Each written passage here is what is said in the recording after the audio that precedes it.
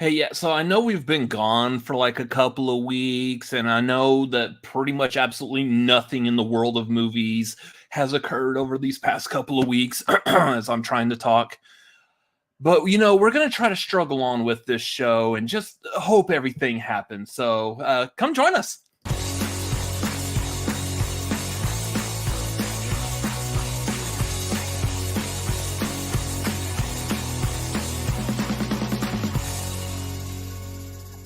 What's going on, everyone? We are the Cinefanatics back after a 2-week break. My name's Robert Adams. I'm Chris Adams. Did you do the back? We're back. We're back after, we're over here. Wild hand gestures. We're over here like Peter McKinnon. What's up, everyone? Nobody knows who that is. No one knows who he is. Yeah, he's got like millions of subscribers, so maybe someone knows who he is. Possibly. Odds are. Know your audience, man. I know. Anyways, or I don't know, apparently. Whatever. Guys, it is so good to be back, as the great Tony Stark once said. Whoa, it's good to be back. Man, like, it's the thing. Taking those breaks are great mental health-wise, because I didn't have to worry or stress or work on anything. It's just a nice, relaxing bit, but the thing is almost every time we've done this, we take like a break or so. Usually it's for like a couple of weeks or so. And the winter, usually not so much. It's usually always the summer. There's like big, huge news. And the second we come back, we're like, oh my God, the whole world ended while we were on hiatus.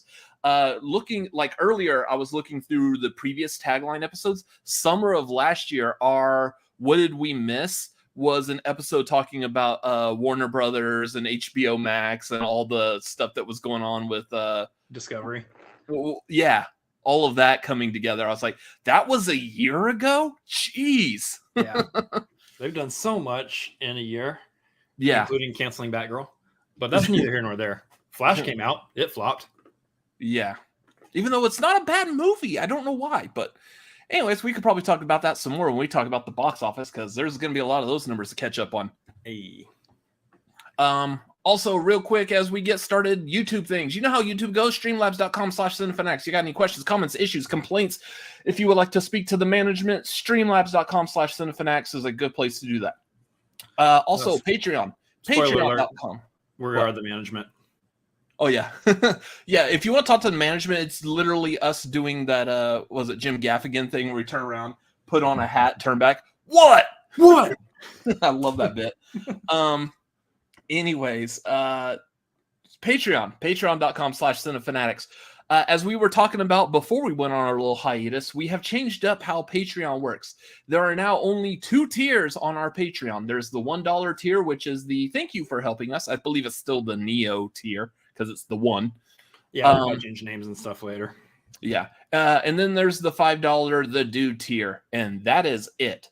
So going forward, we usually only have like 2 Patreon rewards per month, and that is the movie watch along and the trivia. Both of those are now at the $5 tier. So starting this month, if you are on at least the $5 tier, you can come join us for both. So, yeah, should be a lot of fun. Hopefully, you want to see more new faces in there. So come join us for those. That's a lot of bang for your $5. I was going to make a joke, but let's keep it family friendly, at least in the first 5 minutes of this episode.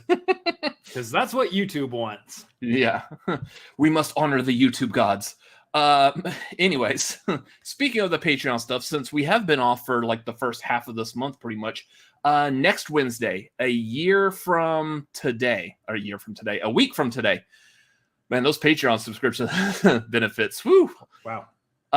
Next week after Tagline, we will be doing the trivia hangout. So that will be next Wednesday, roughly probably around like the time that we generally do it, which is 8 Pacific and 11 Eastern. So come join us for that. I can't remember. Did we decide that we were going to make that a Christopher Nolan trivia? I believe we are doing Nolan trivia. Okay. So Nolan trivia on next Wednesday. So come join us for that if you have the means. And then the following Saturday, the 29th, that evening, we'll do the watch along. Typically, we would do the watch along tonight, but we don't have the ability to do it tonight. So we will do the watch along on the following Saturday. Yep. And I believe that may also be roughly around that same time, the 8 Pacific, 11 Eastern. That's typically when we do them, so it's a good time. It may still work. Just stay tuned. We'll update that if that changes. Yep. Anyways, moving forward real quick, I do see we got Jeremy in the chat, Tyler in the chat, and Garth. Hello from the hospital. Garth, hurry up and get better, man. Again. Hurry up and get better and get out of the hospital and come back to us. So, anyways, moving forward, upcoming shows. We're going to talk some more about the strike and how that actually affects like our channel here a little later. So we'll get into that. But as of right now, still, the plans are tomorrow. We will be doing the Barbenheimer, double. Third time's a charm. Yeah. So we will be doing the Barbenheimer double feature. We will be going to see Barbie and Oppenheimer. We'll have out of the theater reactions up as soon as we get out of the theater, and then we'll probably do non-spoiler reviews. We're going to be filming them pretty late. I wouldn't expect to see them up until probably sometime Friday during the day, possibly. Yeah. This is going to be the first time also that I've ever done a back-to-back movie at a theater. I'm pretty sure. I don't ever remember doing that before. So I think this is a pretty momentous and special occasion because Barbie and Oppenheimer are going to be 2 big movies, probably 2 of the biggest movies this year. So I'm very excited to spend 5+ hours at the movie theater. Yeah, that's a whole lot of sitting on your ass looking at a giant screen. So it's true. Anyway, so those reviews, like I said, they should be out probably Friday during the day. They'll be spoiler free, so be on the lookout for those. And then what else do we have coming up? Oh, the marquee. The marquee this month is going to be on Friday, July 28th, and that will be us ranking the Christopher Nolan movies. We will be ranking all of his movies, starting with 1998's Following. He did a couple other short films before then. We're not including those, but we are including all of his directed movies from 1998's Following through Oppenheimer. So that will be that'll be Friday, July 28th. That is likely going to be at the 7:30 Pacific, 10:30 Eastern. So come join us for that as well. Catch up on those Christopher Nolan movies so you can have your say in the chat, because we will be utilizing the chat and your opinion for that episode as well. So not many movies like that. There's like only 12 movies that we're tier ranking on that. I think 13 with Oppenheimer. Yeah. Depending on how many movies you actually do still watch. I know for me, all I had to do was watch Following and Interstellar. I didn't watch Following. I love this guy. All you did was have to watch Following. So, spoiler alert: all of his movies are in the S tier. No, they're not. No, they are not. Excuse me. For me, they're all in the S tier. It's also important to note they are not. For me, no, of course they are. There's one at least. Hush. So the thing to note for next week is that is everything. Everything with Cinefanatics is happening next week this month. It is trivia on Wednesday. Marquee on Friday. Saturday is watch along. So we went from like a couple of weeks of doing absolutely nothing except for a couple of trailer reactions and a review for Mission Impossible 2. We're just going to do everything all in one week. So I hope you all can join us. I hope you all can join us next week, because it's going to be an action-packed week for us. Yeah. Anyways, I think that is it as far as what stuff we need to catch up on. Movies watched. I mean, I watched like a lot of like just random ass movies. The only thing like really as far as being meaningful right now, again, I watched Following, Interstellar, and then we saw Mission Impossible: Dead Reckoning Part 1. So I think everything else I saw were like little off like horror movies. I kind of tend to follow like what horror movies they may be covering on the Dead Meat channel. So I might watch that horror movie before watching their kill count video. Mm-hmm. So those I caught up like on some of the urban legends because they were doing that. But I think they're doing Winnie the Pooh, the Blood and Honey on Friday. So I might try to squeeze that in at some point if I can. Not looking forward to that one though. Yeah. Did you watch anything of... Nothing Nothing different. I watched, so Following was the only Nolan movie I still needed to see, so I watched Following. And then, of course, Mission Impossible Dead Reckoning Part 1. So, which we have the review for that up somewhere. Yeah. I've heard that that Michael J. Fox was a documentary is really good. So I kind of want to see that. Yeah. This is also a really good question. It's going to be interesting to see who the box office winner is. I think it's pretty solid. It's a pretty solid guess that Barbie will be number one. I think what it comes down to, though, is whether or not Oppenheimer will be number two, or if this week's number one movie will be number two. Yeah, it's gonna be interesting. It's possible. Anyways, I think that's it for all the housekeeping stuff. Housekeeping? I think it's time to get into some movie news. Ladies and gentlemen, Good evening. This is what's happening in your world tonight. We apologize for the interruption. back to you. I literally watched you mouthing the down below. I always have to do that. Back to you. Yeah. Let's talk about box office, guys. Like I said, there was a clear, easy winner for the number one in the box office this week. It is, of course, Mission Impossible Dead Reckoning Part 1. I'm not even going to do the can you guess, because the only other option was Sound of Freedom. And that's a whole discussion happening there that I don't feel like getting into on this program, so we're not going to dive into that one. But yeah, number two is Sound of Freedom, bumping up from number 3 from the week before. It's actually impressive it got number 2. Yeah. Sure. It's as controversial as it is. Yeah. And then number 3 is Insidious The Red Door. Also opened, I believe, last week as well. Not this week. Not this last weekend, but the weekend before. Yeah. I have not, as big of a horror movie lover as I am, I have not actually sat down and watched any of the Insidious movies. So I kind of need to get on that. I think oddly I saw the second one without having seen the first one first. I just don't care, I guess. I was with a group of people. They were all like, let's put on the second Insidious movie. I was like, I don't care about horror, and I also haven't seen the first one. Why am I here? Yeah. Luckily, I do know those movies are like more suspenseful than they are horrific or gory. So yeah, they're more like jump scares with like kind of some creepy looking dudes hanging out. That's about it. Lego Insidious, you say? Yeah, I haven't seen any of them. I need to watch them, but Just mention a horror movie genre and Lego when Lego shows up. I'm also like I haven't like really fully dived into the Conjuring. I think I've watched the first Conjuring movie and like the first Annabelle and Curse of La Llorona, and that was it. That being said, I can't remember what came out last time we did a tagline. I'm imagining it was Indiana Jones and the Dial of Destiny. Was in the box office last time we did a box office rundown for tagline. That's number 4 this week. So Not bad. Still in the top 5. Still hanging out in the top 5. Especially with like people saying that Indiana Jones bomb. Like, I don't know what's going on lately, but everyone is saying like all these new movies that are coming out, they're all bombing. I'm like, based off of what? Like, Indiana Jones wasn't bad. Based on their budget and expectations. That and the individual people's bias. It made $500 million in the box office this weekend. Oh, it's still a bomb. That's a terrible movie. Well, to be fair, I think Indiana Jones had like a $300 million budget for some ungodly reason. But it also had Phoebe Waller-Bridge in a lead role, so that movie is a bomb. I guess.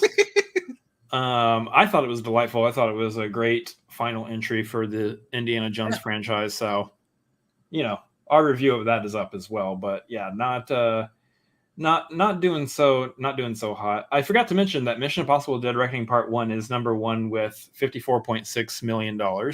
So that's what it took to get the number 1 spot. Not the greatest opening weekend, but it also could have been worse. And I think the thing that's going to really affect that is whether or not it has, kind of any room to play with both Barbie and Oppenheimer opening this weekend. That's going to be the real kind of kicker for it. Mission Impossible really would have benefited from having like another week or two buffer behind it. And I think that really would have done numbers. But here's the thing.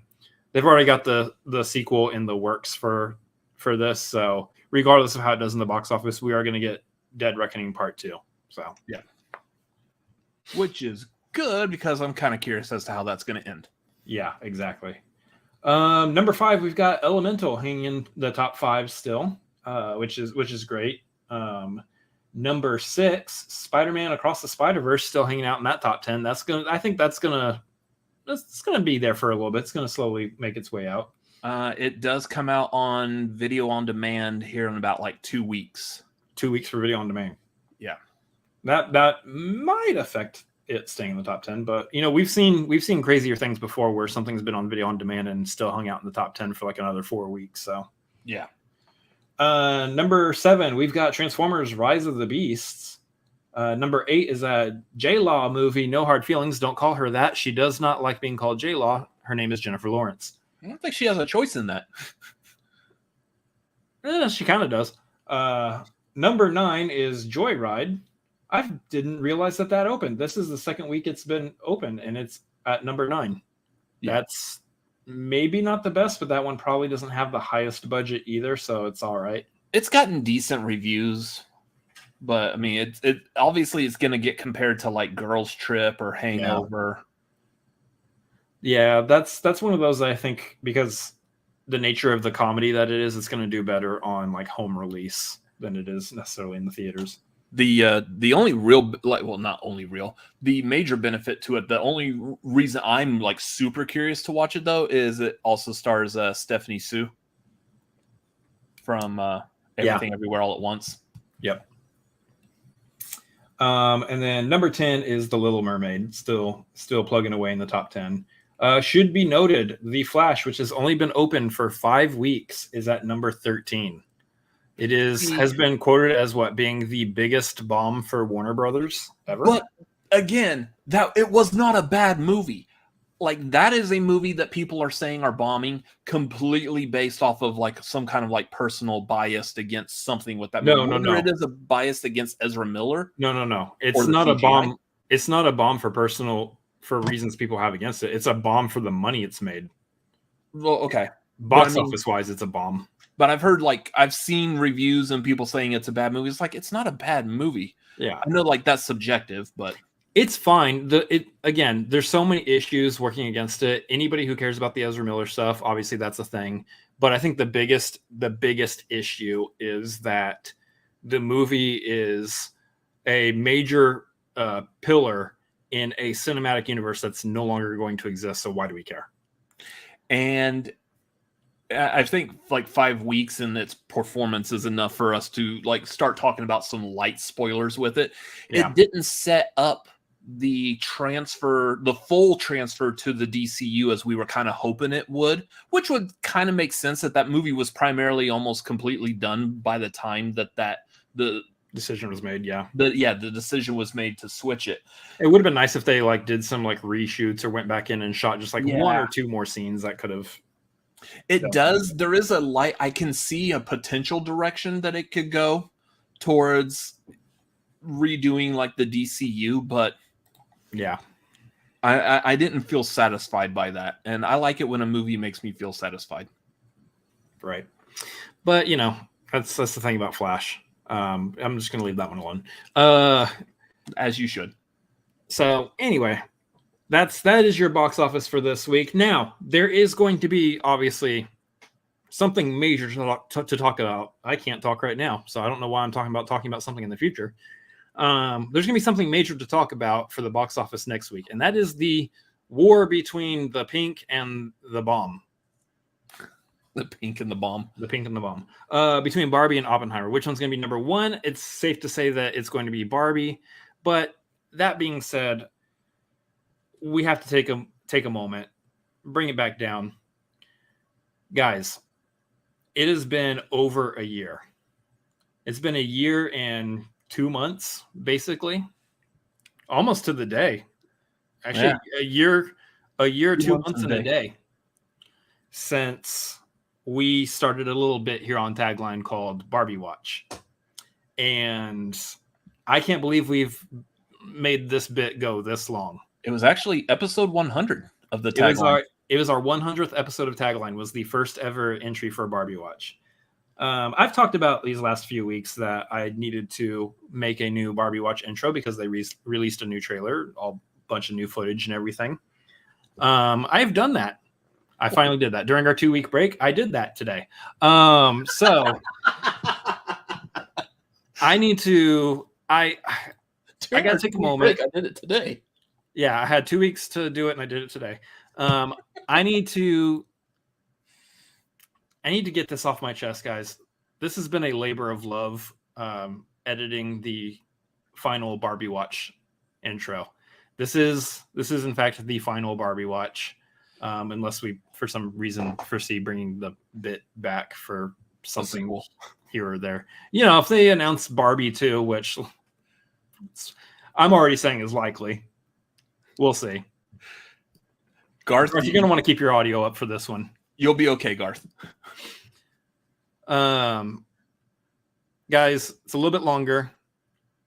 Please enjoy the final Barbie Watch intro with a smidge of a look back. Enjoy. We should talk about some movie news. But before we do that, I got a new segment we should do real quick. New segment time, guys.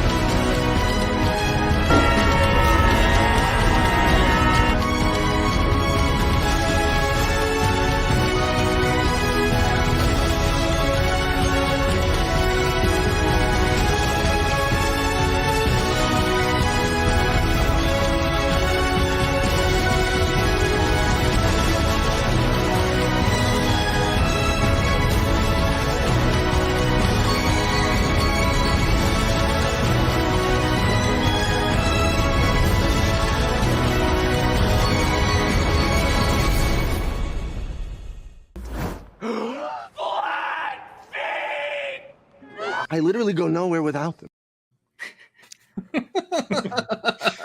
Oh my gosh, the chills seeing the premiere and everything in there. Oh my gosh. I love it. I love it.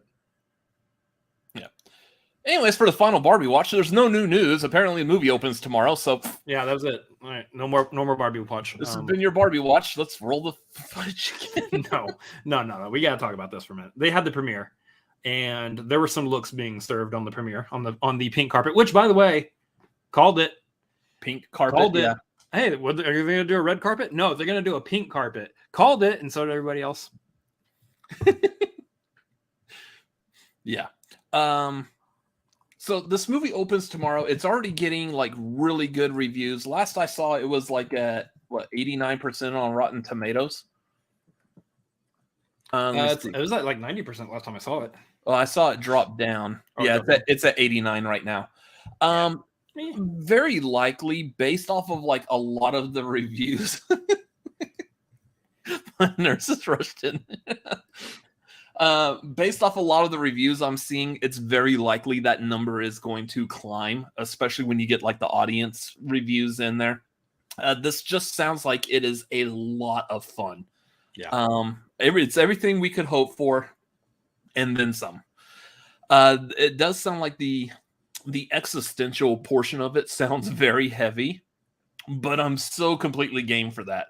Like that is, I feel like there's like so many different ways you could do a Barbie movie. Like, what do you do for a Barbie movie? Do you do a straight movie with a character named Barbie and just her being a Barbie girl in a Barbie world? Like it's just her everyday life, and maybe she realizes that all of her food is plastic and you can't actually eat it, and that's the story of the whole movie. Or do you do something like the creation of Barbie, the person who invented Barbie, and how that came to be and whatnot? Do you do a movie about that? Because I'm going to be honest with you, I kind of want to see both of those. But no, we got this where it's like Barbie, but she is leaving the Barbie world and going to the real world, and there's like a fish out of water existential crisis. Like, that's not what that was like far down on my list of where I thought a Barbie movie plotline could be. That is not the movie that what's her name? I don't remember and don't care. Was going to make. Yes. You can't think of her either, and that's I can't okay. think of her either. All I know is, like, if she was to make a Barbie movie, I guarantee this Barbie movie would have been a train wreck. So, I approve of that. You're welcome. Really yeah. No, but I love this. I love all the hype and everything that's leading up to this, because, like, when we first heard about it, we're like, I feel like the movie that we're seeing right now in the trailers, obviously, we haven't seen it yet. Apparently Lego in our chat has. Everything that we've seen so far feels exactly like what we were hoping for when we heard Barbie movie, directed by Greta Gerwig, starring Margot Robbie and Ryan Gosling. We heard those things, and the movie that we're seeing now is all that we could have hoped for in terms of, again, what we've seen in trailers and stuff. It looks like everybody who's participating in this movie, from cast to crew, director, everybody, even Mattel, honestly,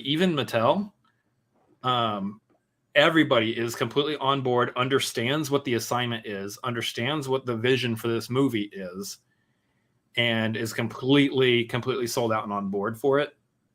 Even down to the point where Margot Robbie literally showed up to the premiere wearing that dress from, I forgot which Barbie doll was it that dress was from. It was like an anniversary, I don't know if it was like Millennium Barbie or something like that.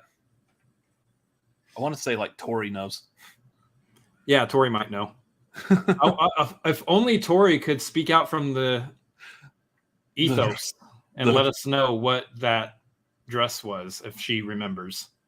It's like Barbie and Solo or something. Wow. What? Hey, I would like $1 million, please. That would be great. Yeah, where's our $1 million? Speak out from the ethos again. Solo in the spotlight, Barbie. Okay, that sounded like Torie, but like we're moving on past Torie now. Now that we know this actually works, let's get $1 million. In the spotlight, Barbie. The disembodied voice of Torie said it's Solo in the spotlight, Barbie. Oh yeah, that one. Thanks, Torie, wherever you are. If she could hear you, she would say you're welcome. Oh, okay. I have transcended. Torie, are you God? I have achieved my final form. I have become Barbie, the destroyer of anything that's not pink. She's achieved her final frog form. Anyway, Solo in the spotlight, Barbie. That's actually really cool. Like, everybody else is wearing pink to the premiere, and she shows up like an actual like Barbie dress. But yeah, there's so much hype around this. So many different like people wearing different looks. So many different musical artists. Torie would kill me if I didn't mention that Billie Eilish has a song tied to the Barbie movie that was actually, if you actually like watch the music video and listen to it, it's actually really, really well done. Yeah. And speaks to a lot of deeper things. I was going to say, forgive us for not being like that knowledgeable about Barbie figures, dolls, attire, whatever. It might come as a surprise. We're big movie lovers. We don't really know that much about Barbie. This is as close to a Barbie doll as I have. 12-inch almost Black Widow, and I think I have Wanda and Captain Marvel somewhere, but yeah. He plays with dolls.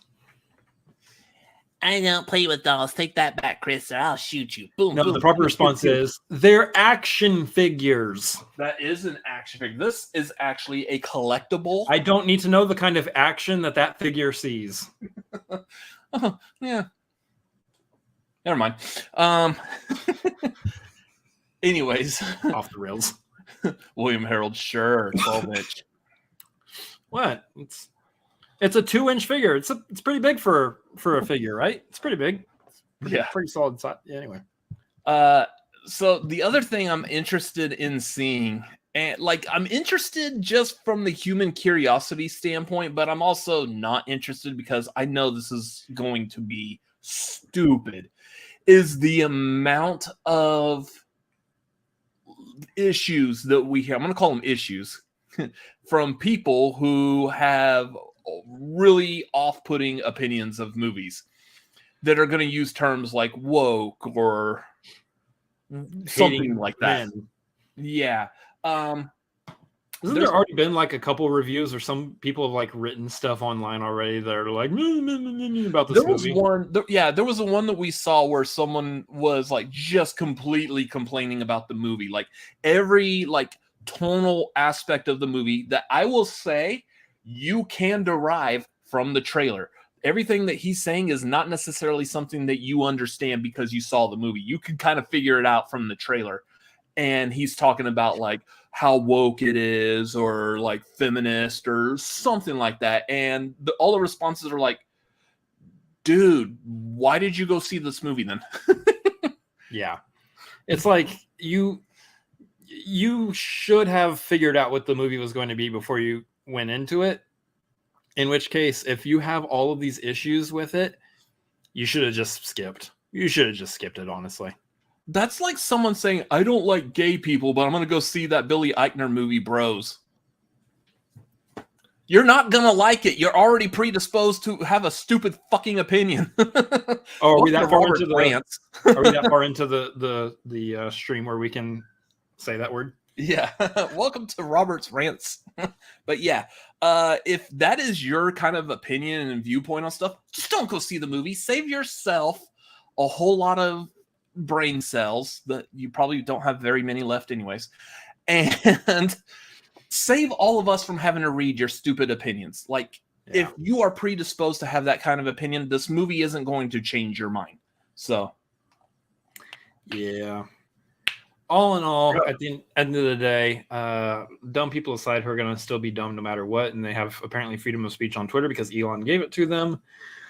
The movie looks like it's going to be an absolute blast. I am so excited for it. I do still kind of wish that we were watching it second after Oppenheimer now. Because everything I've heard about Oppenheimer just... Yeah, it feels like the movie to watch after Oppenheimer to bring you back to a happy state, or as happy as a state as you can possibly be in. I do wish that we were doing that. Unfortunately, of course, the movie theater we're going to, Oppenheimer, is the later screening. I eat sushi. That's a good one, Garth. That's a good one. Man, I can't stand that new sushi restaurant. Have you tried raw fish? It's just disgusting. Why did you go? Why are you eating sushi? Exactly. Anyway, I'm excited. I think we all should be hyped. Is there anything else? Is there anything else that we need to talk about with Barbie? It is. I have a feeling the review, the non-spoiler review that we post up, which again is probably going to be sometime Friday during the day. It's probably just going to be us sitting around just talking about how amazing this movie is. Yeah. Really, the only way this movie can be negative for me is if just the way the movie is, the storyline, if it's non-linear, if it's just messing with my ADHD. Yeah, if it's just overloaded, which it doesn't sound like it's going to be. It sounds like we have a pretty straightforward idea of what's going on with this movie from the trailer. So, despite the still involvement of Noah Baumbach of it all, I do think this movie is going to be pretty easy to follow. I don't. The trailers and everything give off a very well-paced movie that is going to be accessible for most audiences. Now, Oppenheimer. This isn't Oppenheimer Watch, so we won't talk about Oppenheimer right now. But oh my gosh, could you imagine if we did an entire bit just based on Oppenheimer? No. It's the countdown to Oppenheimer. 3, 2, 1. Did you see the viral videos of the billboards? Apparently, like I guess it's in LA, there's Oppenheimer billboards that actually were counting down. They counted down to 0 and all they did was just flash and that was it. And you're like, all right. Oh, now that that's at 0. Barbie, anybody? Yeah. I'm like, what did you expect? It's a billboard. Did you think it was going to explode or something? I'm pretty sure the billboard people, that bit would bomb. Yeah, it would. Love it. Like, I'm pretty sure the people who own that billboard would not appreciate the Universal Studios purchasing or renting that billboard just to blow it up. Yeah, probably not great. Now, things regarding Universal Studios that should be blown up, that's a different subject. Which we'll get to here in a little bit. Anyway, that's going to be it for your Barbie watch, guys. I hope you guys enjoyed this time that we took out in every single tagline for the last year and a month and 1 day. It's been a great bit. I've enjoyed it. I'm going to be honest. I'm going to be happy to not have to do it next week. That's right. This is the last one. So for one more time's sake, please don't tune out. Please enjoy my 1.5-minute Barbie watch intro for the last how one. long it is? Jeez. Yeah. It's great. We should talk about some movie news. But before we do that, I got a new segment we should do real quick. New segment time, guys.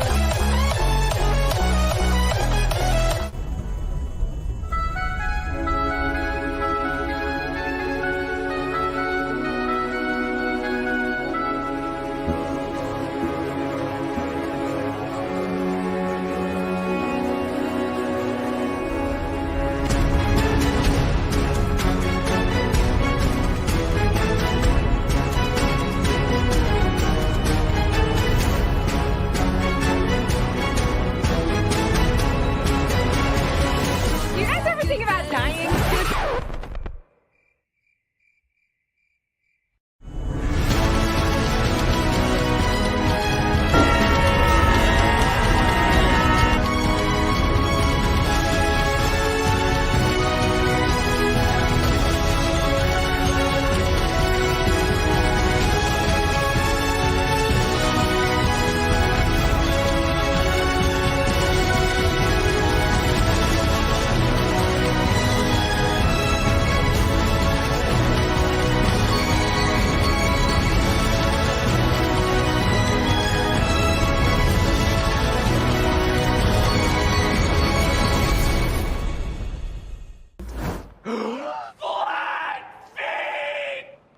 I literally go nowhere without them. That one person that's in the crowd during the premiere looks like Elton John. Yeah. It's just the glasses, but it's definitely like Elton John-esque glasses. Elton John Barbie. But now I'm just imagining Elton John was at the premiere like, Barbie, sign my Barbie doll. Like, that would be great. Oh man, what a trip. What a trip. I would have loved to go to that premiere, honestly.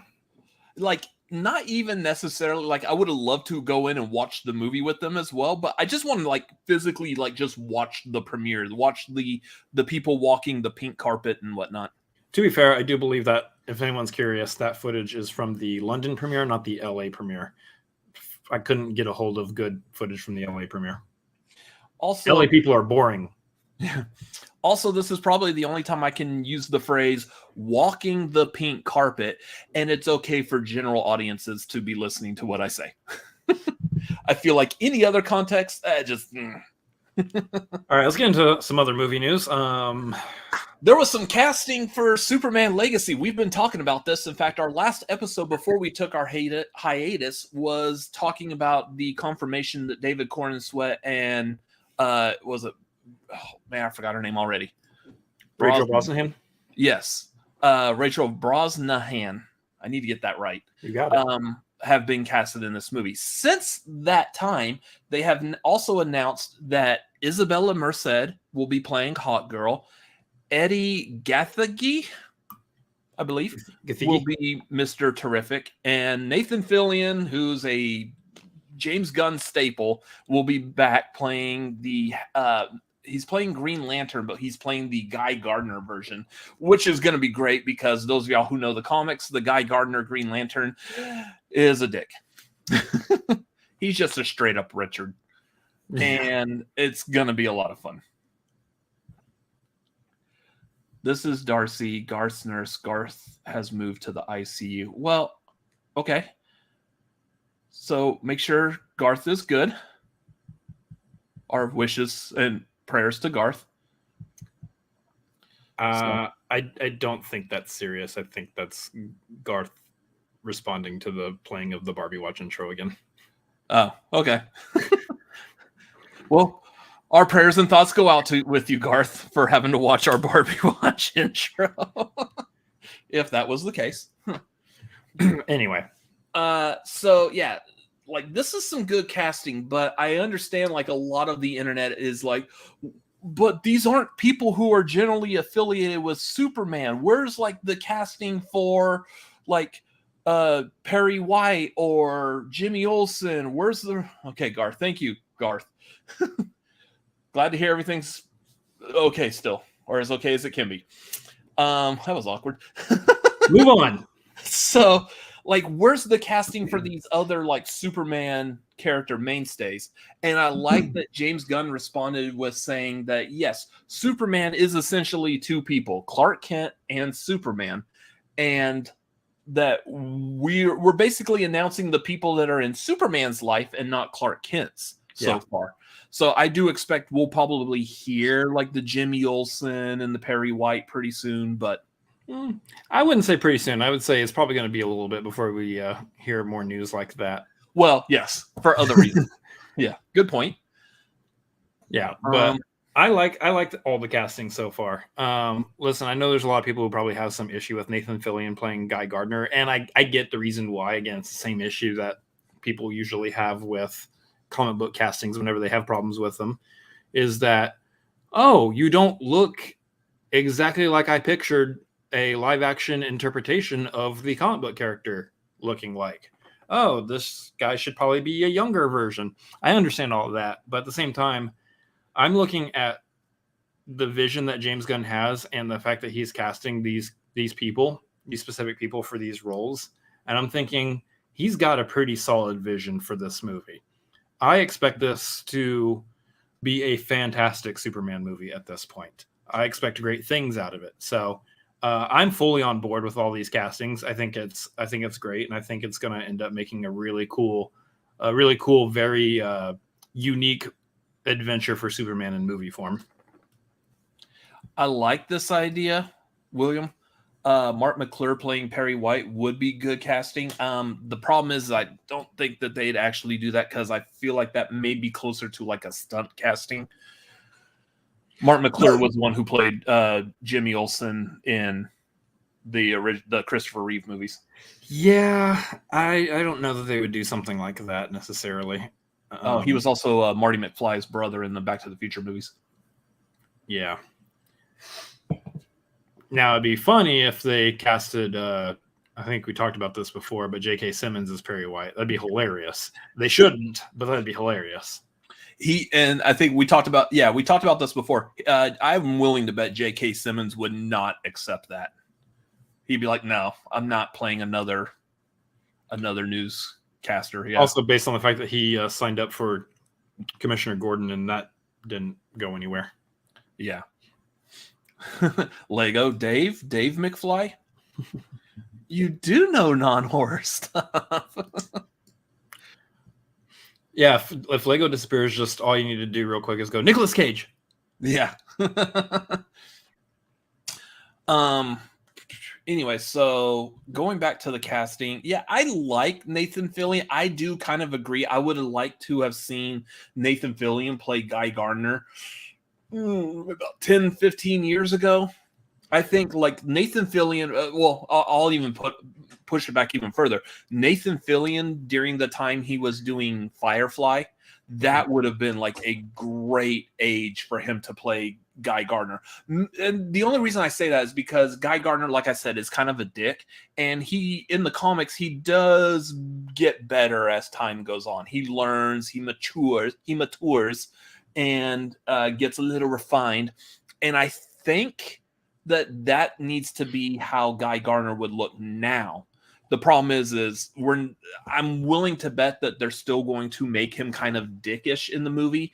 Yeah. But I want to like you understand what I'm saying or trying to say. I feel like it's more of a younger person would act like that than someone of Nathan Fillion's age now. At this point, he should be older and mature enough to have learned how to behave and act and stuff. So that being said, Nathan Fillion's always been good at playing these kinds of characters. Like I look at him and I think, you know, if they wanted to make an older Booster Gold, he would be perfect for it.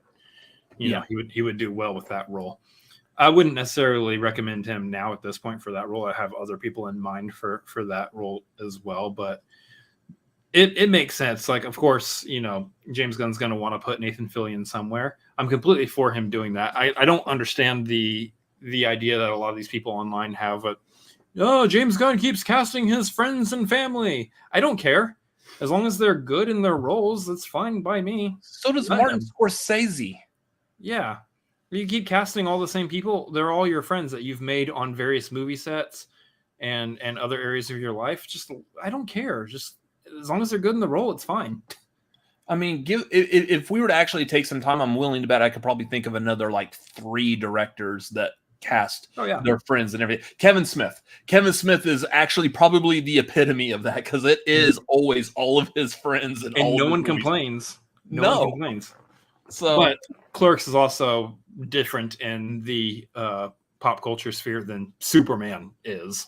So, Nolan. Christopher Nolan does it a lot too. Mm-hmm. So, yeah. Half of the Oppenheimer cast have been in other Nolan movies. Yeah, specifically Cillian Murphy. Cillian Murphy's been in almost all of Nolan's movies since Batman Begins. Yeah. In some form or another. So, Jennifer Holland as Lana Lane just to piss off the internet. Yeah, that would be funny, actually. She might be too old for the role. Yeah, given the age that they're trying to do. But outside of that, yes. Outside of that reasoning, yes. Maybe Martha Kent. She's not that old. No, she's not that old. Well, he can make her that old. You just throw on makeup and a wig. Luckily, we could rely on the fact that very likely James Gunn is never going to watch this episode of the Tagline. I think she's also going to just be playing the same character that she played with Suicide Squad and all that, and Peacemaker, and I think she's going to still play that role. Yeah, but we'll see. Anyway, yeah. So there's a note to everyone: don't talk about like celebrity people's wives on the internet, because you never know. Anyways, next bit of casting: Isabella Merced playing Hot Girl. I am actually Jeremy Miller. Hi, James Gunn. I'm actually kind of wondering which Hot Girl she's playing. And I'm really hoping it's Shaira. Isn't she related to Hawkman? So it depends. Again, it depends on which version of Hot Girl they go. I feel like I'm saying Hot Girl instead of Hawk Girl. I also keep hearing Hot Girl. Anyways, it's weird. Hawk Girl. Yeah, Hawk Girl. Hot Girl.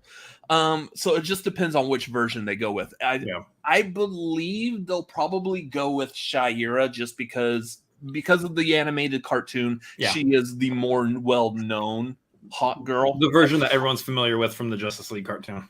Yes. Yeah. Which I think Isabella Merced is actually good casting for that. The thing though I'm expecting to see is when she's on the screen, she's gonna break the fourth wall and tell everyone, like, do you see the map to Thanageria? It's right there. There's the map.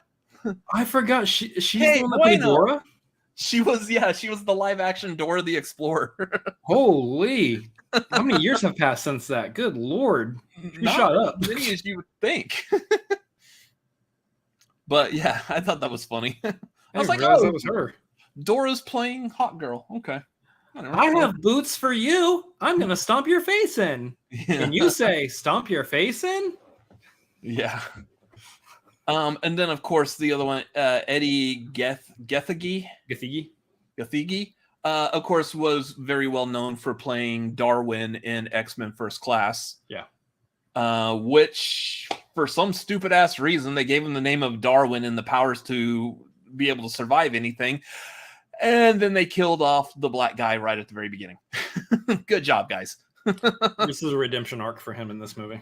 Yeah. The thing though is he is a very tall and slender guy. So Mr. Terrific is essentially thought of as like one of the most perfect human beings on the planet. Like he's one of the smartest. I think he's like in the top 3 smartest people in the DC universe. So he's very intelligent. He is like perfectly in shape, and metabolically he's like everything is just perfect the way his body works. Yeah. So that being said, I kind of want to see if he goes and does like the Kingo transformation to look that part. I believe he can, and I believe he's going to be great playing that character. Yeah. It's just needing to see the looks match up with that. The other one that wasn't a part of that is Anthony Kerrigan as Metamorpho. Almost kind of the same thing. Anthony Kerrigan is a very slender, sleek-looking dude, and Metamorpho is this big powerhouse. But he looks like him. He does still look He like does him. look like him. Yeah, if he bulks up, he's going to look good. Yeah. Now, I don't want to criticize like body types or anything, because I feel like this is also kind of the same opinion that you could have of, what's his face? Roy Kent. Oh, yeah. Roy Kent. What's Roy Kent's name? Torie! Disembodied voice of Torie. Who played Roy Kent again? Brett Goldstein. Brett Goldstein, the disembodied voice of Torie says. She knows because he's a hairy man. Yeah. But like he's muscular, but he's not a big, beefy guy. He's very sleek and just very They did some CGI though for him being Hercules. They bolt him up to make him look like Hercules, and Yeah. I'm willing to bet between like now and if they ever do anything with him, especially now because there's apparently a lot of free time available, that he'll bulk up even bigger. Yeah. So, I do like Anthony Kerrigan as Metamorpho. I think that's great casting as well. So far, overall, I will say, in my opinion, I'm liking what James Gunn's doing. James Gunn is doing some good work, and I am very eager to finally look at DC and someone who's leading it, like James Gunn and Peter Safran, and be like, in Gunn and Safran, I trust. Much like we constantly say in Feige, we trust. So, yeah. Anyways, one more thing before we talk about the strikes, because I just feel like this like broke the internet for like one entire day. It was like the calm before the storm of the strikes. This image got released on the internet. Ooh. Holy shit, that looks awesome. Look at it. Oh. We finally got Wolverine in the yellow spandex. And I, for one, am just super excited because growing up in my life, this was my Wolverine. Now, granted, his outfit in that shot looks like it's more from the Astonishing X-Men comic and not so much like the tiger stripe from the early 90s comics and the animated series. Yeah. But it look at that. The little red X, look at the little claw, piece. The shoulder pads. I didn't think that the shoulder pads would ever work in live action, and they look good. The only downside is the yellow sleeves.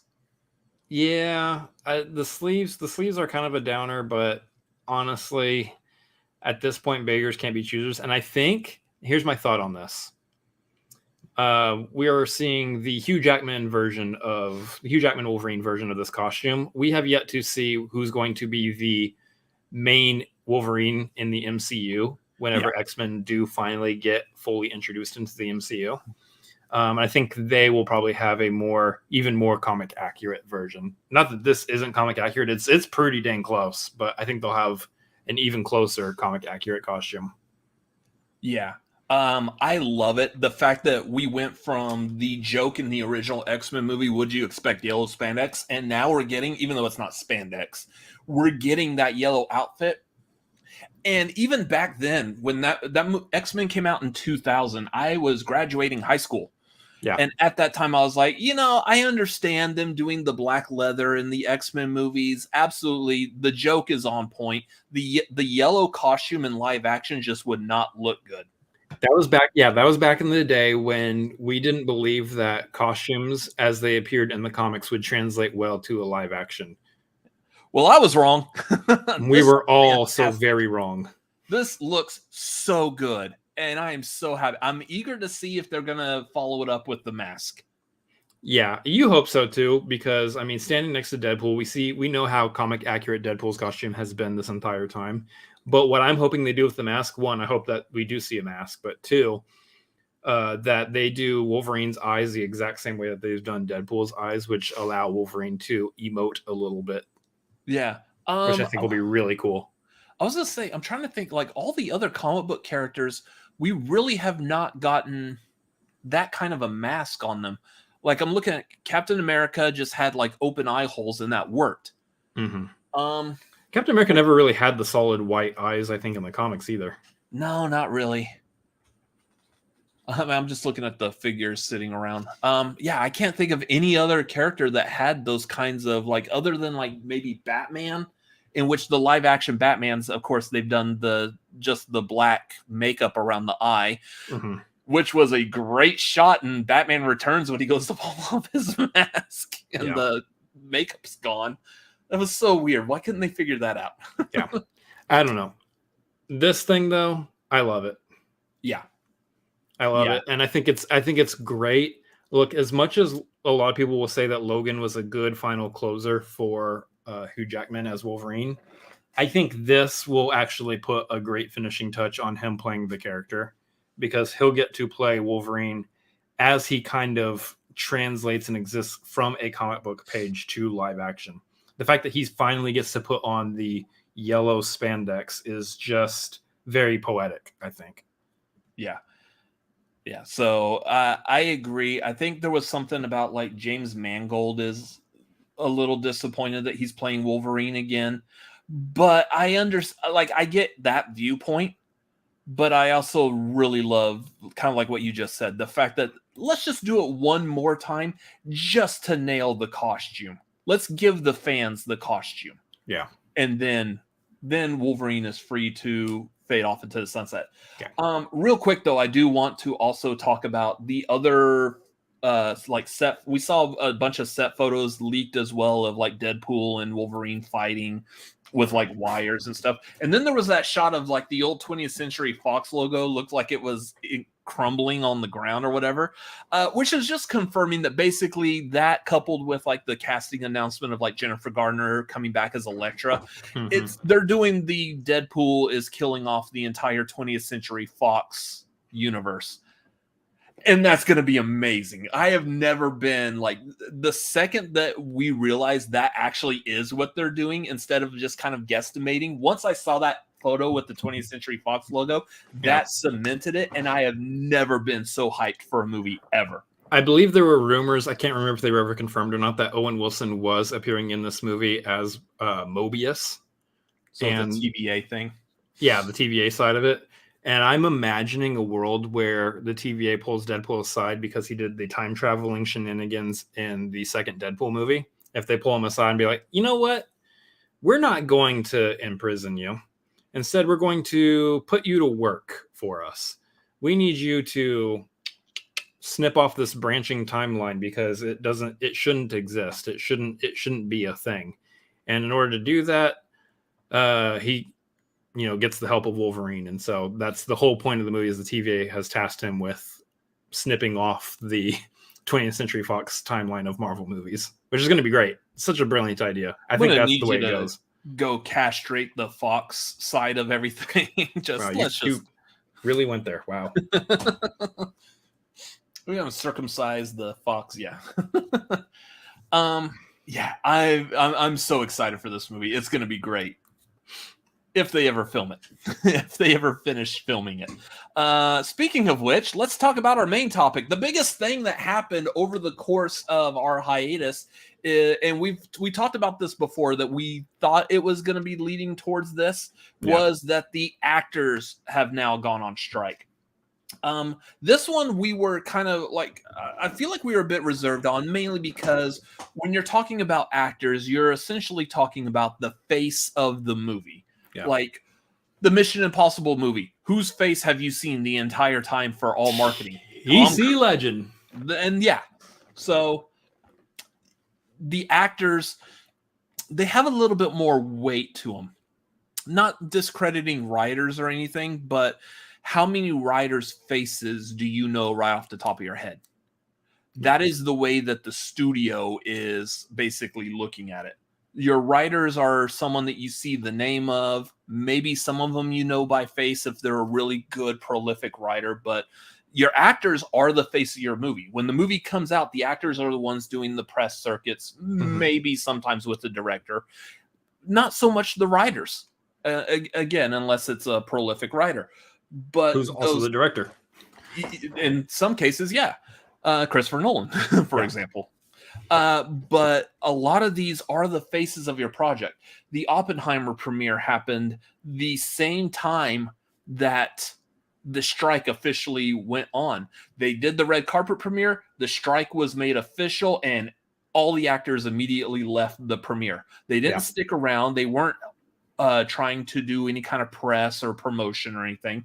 They started their strike right then and there. So this is super messy. And this is the biggest strike that the entertainment industry has ever seen. We have never seen both the writers and the actors go on strike at the same time to what could officially shut down the entire movie TV industry temporarily for an unforeseeable future.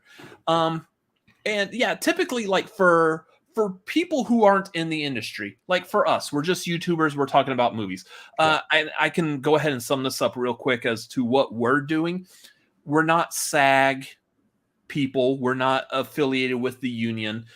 We don't get sponsored by studios. We don't, we have 1.84 thousand subscribers.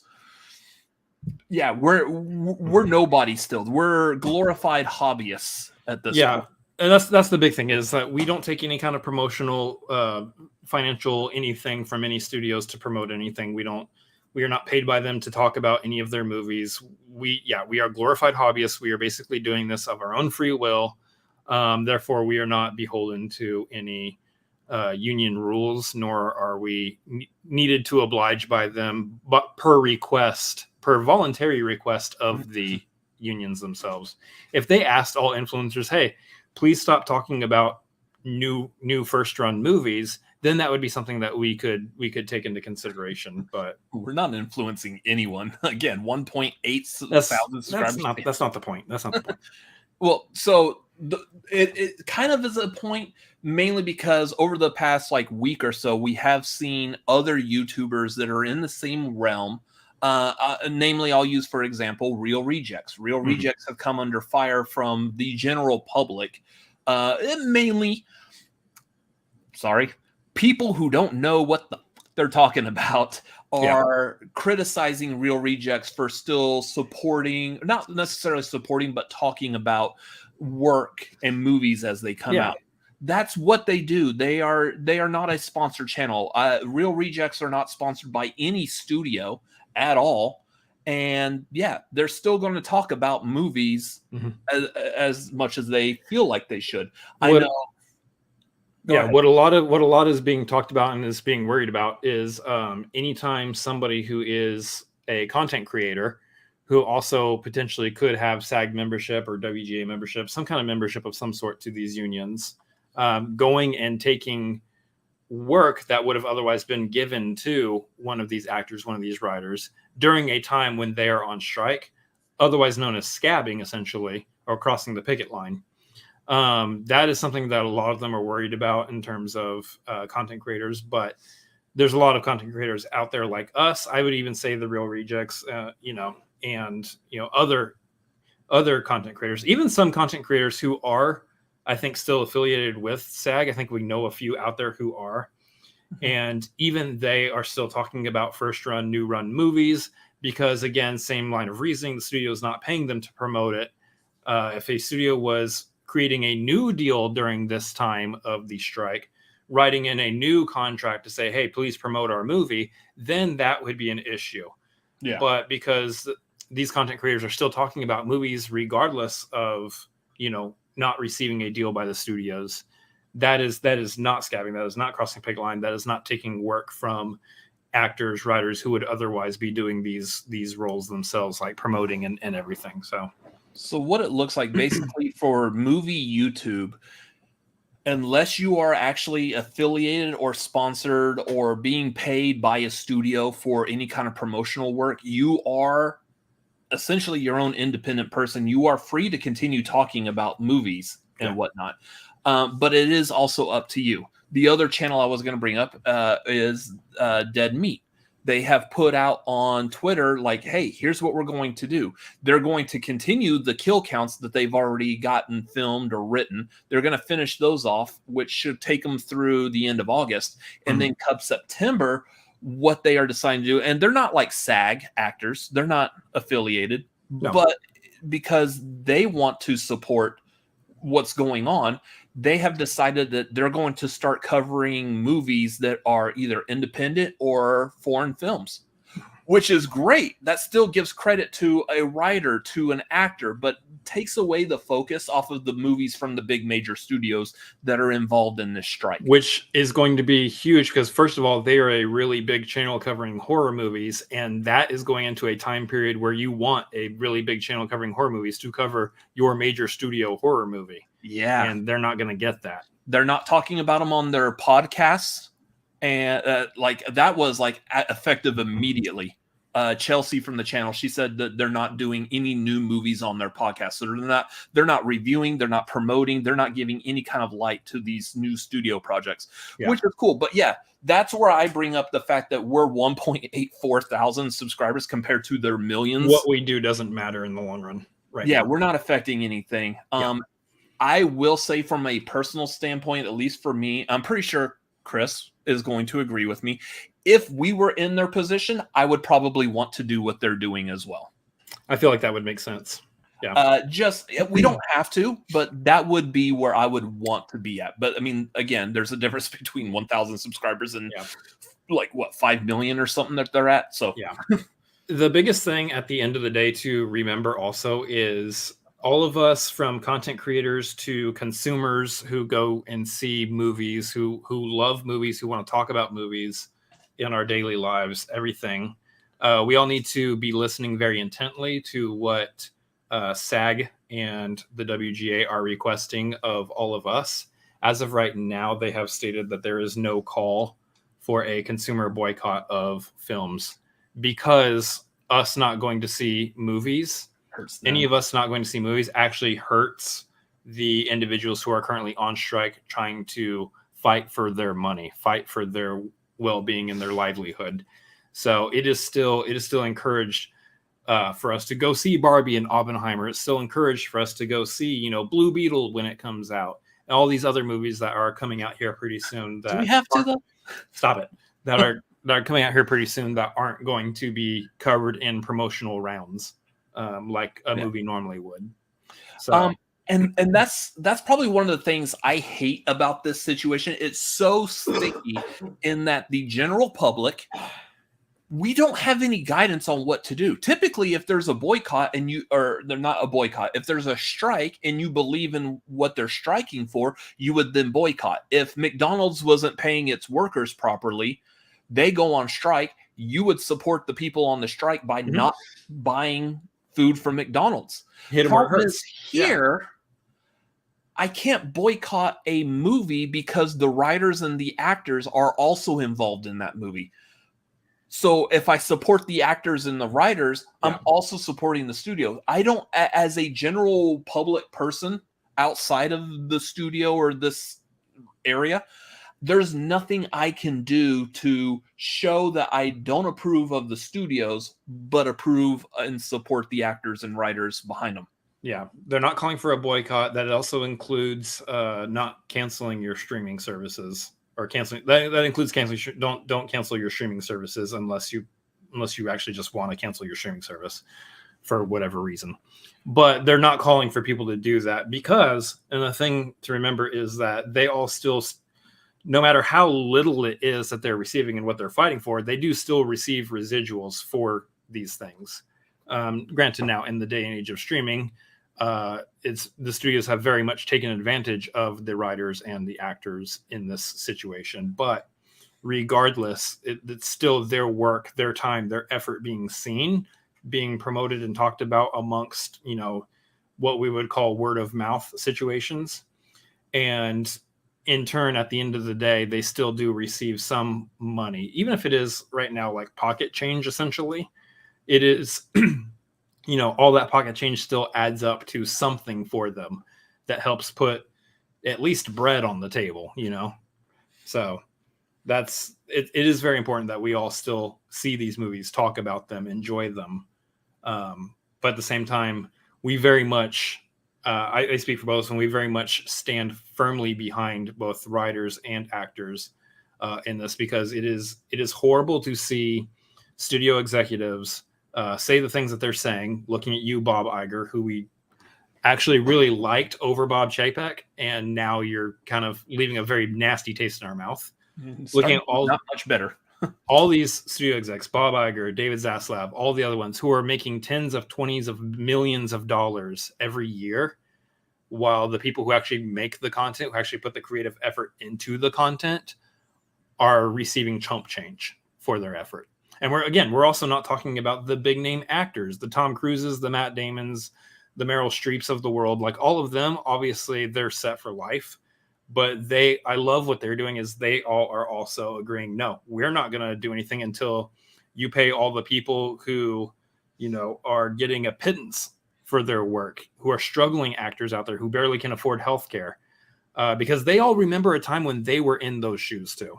They all remember a time when they were the struggling actor, barely getting paid anything, not being able to afford healthcare. And I love seeing them all take the stand with them. Obviously, it's a union rule. They have to. But at the same time, you're seeing them being outspoken and talking about it. So, yeah, we firmly stand behind people fighting these big studio bosses who make tens of 20s of millions of dollars, while the people who put in the creative effort are getting paid barely anything. I think that's the only right way to approach this issue. And if you are defending these mega millionaire studio CEOs with things like, you don't know what work they do, you don't know how much effort they go into being able to produce things, I don't care. Unless they're curing cancer or discovering new planets, I don't give a flying shit what they do. They don't deserve as much money when their people should be getting paid more. Yeah. Flat out. Thank you, Jeremy. Good. There you go. Yeah. There's no reason you need to be making, what was it, $498 million a year? What are you going to do with that money? First of all, let's set this aside. Let's just be logically honest. What are you going to do with that much money every year? Nothing. Listen, so, if you're making that much money, but also the people at the lowest form of in the business and acting and writing, like the people at the very bottom of the chain, of the food chain, if they're making $60,000 a year, if they're making plenty to be able to live off of, 60,000 plus, however much the average is, if they're making enough to live off of and be able to live their lives comfortably, then sure, make your money. You know, you've worked your way up the chain, cool, fine. But the fact that they are making that much and those people aren't making a livable wage off of working, they're having to work 2, 3, 4, 5 jobs just to achieve their dream. That doesn't seem right. That doesn't seem right. Yeah. Yeah, and that's what I said, like, kind of like going back to what you were saying, talking about like the Tom Cruises or Meryl Streeps, they're fine. I'm looking at the people specifically, like I'll say from my point of view, there are actors that I see in movies all the time. They're well-known actors. You just don't actually know their names, but you see them all the time. Yeah. Like one of my favorites is someone that we actually saw him in person when we were in LA one time. We were at the City Walk, and we saw Brian Stepanek. Stepanek, yeah. Yeah, Brian Stepanek. You may not know his in a ton name, of movies, but you've seen his face. Yeah, if you don't know who he is, Google Brian Stepanek. The second you see his face, you're like, I know who that guy is. I've seen him tons of movies. But he is somewhat like, those are the actors that I really enjoy. Because, like, sure, Tom Cruise, Meryl Streep, fantastic actors, great. I like watching the people who aren't the big names and watch how they approach their craft. And yeah, so seeing someone like that, those are the people that are going to be affected by this. Because I promise you, they put as much effort into their roles as the big name actors put into theirs. Yeah. They take it just as seriously. Granted, in Tom Cruise's case, I don't think anyone takes it as seriously as he does, breaking ankles while he's leaping off of rooftops. But that's not the point. I don't know. The other thing, I mean, there's not much to talk about this, but like, what was it that a week and a half ago, there was that thing that was released saying that I think it was primarily for the writers, that the studio's like, oh yeah, we're just going to let them like starve to death and then they'll be willing to deal. Like, that's fucking disgusting. Yeah. I don't ever want to hear another human being say that about other human beings. That is, that infuriates me. Yeah. I heard that news and I literally had a visceral reaction in my chest. Like, I literally felt anger. Yeah, well, because we were telling you while you were streaming live on twitch.tv/Chris Adams MLP. Great time for a plug.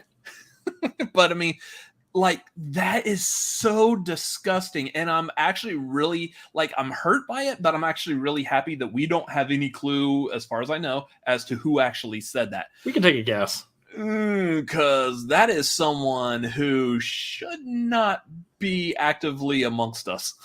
Oh, did you see Ron Perlman's response to that? Oh, I love Ron Perlman's response. That guy, Ron Perlman is one of my favorite actors. Yeah. He's a great person. So, just everything, all that. The stupid, what is this crap about the, they want to pay like the background actor. Oh, yeah. They will pay for a day's wage to come in and scan themselves so they could use their image and perpetuity for any of their projects. That's bullshit. Absolutely not. Nope. Hard no. Firm line you're crossing right there. Anyway, so I mean, unfortunately, we weren't live streaming doing Tagline as this was coming out. So this is really just a quick collection of all of our thoughts over the past like 2 weeks in regards to this. There will be more news and we'll probably talk about like individual pieces from here on out with a little more detail and expanding upon them, just because again, this is such a messed up situation. So we'll continue to talk about this, and eventually I feel like we may be in a position, if this doesn't get resolved quickly, we're going to be in a position much like the pandemic where there's nothing to talk about. There's no movies. There's nothing coming out. The last half of 2024 going into 2025 might be a little barren. Yeah. So, and that's the downside, is we're still trying to recover the movie theaters from the pandemic. Yeah. So, I love all these people going like, this is a terrible time for them to go on strike. When's a good time for you? When is a good time for these people who can't put food on their table or afford healthcare? When's a good time for you for them to go on strike? Yeah. Pick a time. And I think this is one of those situations, and I think everyone has this. You see something yourself, given your life, your experiences and everything, and there's every once in a while where you're like, I feel like I could do better at this. This is a situation where I'm like, I feel like I could probably run these movie studios better. Like all the Zavlavs or Igers or whoever. I wonder how many failing as a human being. I wonder how many of these studios actually are ready to agree to whatever their terms, and that there's just a couple other studios who are holding them back, not agreeing to the terms. And so because it's not a total and complete agreement across the board, the AMPTP can't come out and agree to the terms of SAG or WGA. I wonder if there's a couple of these studios and who are now being tarnished, whose names are getting tarnished because there's other studios who are just being complete dicks about this entire thing. I wonder. Yeah. Well, so yeah, as this continues, we need to keep focus on exactly where the bad issues are, who's essentially the bad guys. And if you are a studio that is intentionally trimming the trees outside your studio gates so the people on the picket line don't have any shade in the middle of fucking July, It's despicable. That's evil. That's downright evil. if that is something that you were actually doing, it just didn't happen to be the time for you to trim your trees, whatever.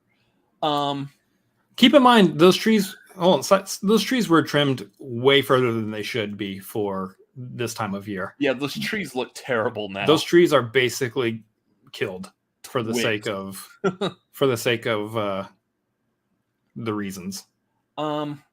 Yeah, I mean, so as far as like content creation, we don't complain about, like, we'll make jokes about it, but we don't complain too much about like when we do a trailer reaction, because we're showing a trailer that leaves us open for the studios to copyright claim our trailer reaction, because we're essentially showing their property in our videos, regardless of the fact that we're adding to their video by giving our commentary, our reaction to it. Essentially, some of those could be looked at as a promotion. If the movie looks good, obviously we're going to say good, positive things about it. That's great. If your movie looks like crap, that's a you problem. That's not on us. You just made a movie that looks terrible. But Craven. But yeah, one of the things about that is, for example, Universal, those geniuses who are just really good at trimming trees. They have a fantastic landscaping business, is all I have to say. But I'm not very keen to want to necessarily promote Universal projects because they're going to copyright claim our videos anyways. Yep. From a content creation standpoint, that is an issue that I find, even though we're only like almost 2,000 subscribers, we don't have enough people for it to actually really matter. It's just the principle of it at that point. We don't get any money off of all these views watching these videos anyways. And it's like extremely chump change to a major studio like Universal. The problem is I don't care if it's even 1 cent. I don't want to give them that money. Yeah. For our content. So if this continues, that is something I would want to look at.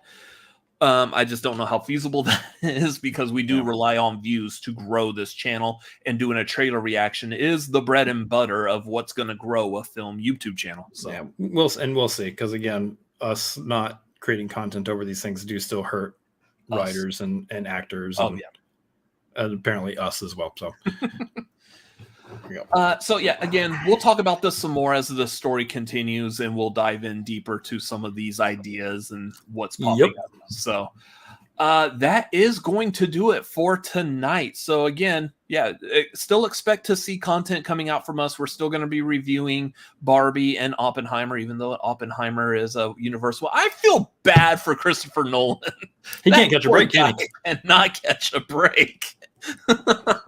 Whether there's a pandemic when his Tenet is coming out, or there's a giant strike and he can't promote Oppenheimer, I feel so bad for him. Let's see what happens when he makes his next movie. Oh, he's just gonna go independent. He's just gonna make an independent movie. He's just gonna distribute his own movie. Yeah, I mean, that's the thing. Syncope is probably actually big enough for it to start doing this on its own. So probably. Again, that'll do it for tonight. We appreciate all of y'all watching. Thank you for being here. Make sure you go watch our reviews of Barbie and Oppenheimer. Again, I'm expecting that Barbie one's going to be a lot of fun. We already have ideas of how we're going to be doing that review, so that one should be enjoyable. Oppenheimer, I'm expecting good things from that movie. I'm expecting it to be a very heavy, dark movie, but I'm expecting it to be very enjoyable. So yeah. Looking forward to that. Again, next Wednesday after Tagline, we'll be doing trivia. If you're at the $5 tier on our Patreon, join patreon.com/cinefanatics and come join us. It's going to be Christopher Nolan trivia, so make sure you are up on your Christopher Nolan movies and come join us. The trivia should be a lot of fun. And then Saturday the 29th will be the watch along. We don't know what movie we're doing yet for that, so stay tuned. Come join us on our Discord. You'll find out there probably.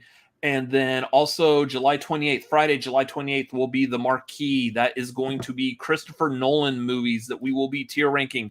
All of them starting with 1998's following on through Oppenheimer. So good set of movies there. It's going to be probably the first time where we've actually tier ranked an entire director's filmography. So, I mean, we could tier rank Dave Filoni, but there's only one movie, and that would be a very short episode. We're going to tier rank Steven Spielberg. It's going to be a 3-week show. Special guest star Dan Murrell. That's not going to make it easy. So, right. Anyways, that is it for tonight. Again, thank y'all for watching. Thank you for being here. If you're watching this on a replay, again, we appreciate your view. Let us know what you think down below in the comments. While you are down there, make sure you hit that like and the subscribe button, because again, that's what's going to help us grow on YouTube and get to the point where we can have a say on stuff like Dead Meat or Real Rejects potentially. Right. That would be a lot of fun. So anyways, make sure you follow us on social media at The Cinefanatics on Twitter and Instagram. You can follow me personally at Robert Adams MLP on Twitter, Instagram, Letterboxd, and youtube.com/@RobertAdamsMLP. I have an idea for some stuff I want to do. I'm just trying to think of the exact format I want to do it on. You should be seeing new content coming up shortly on there. And you can follow me at Chris Adams MLP on Twitter, Instagram, and Letterboxd, as well as twitch.tv/ChrisAdamsMLP.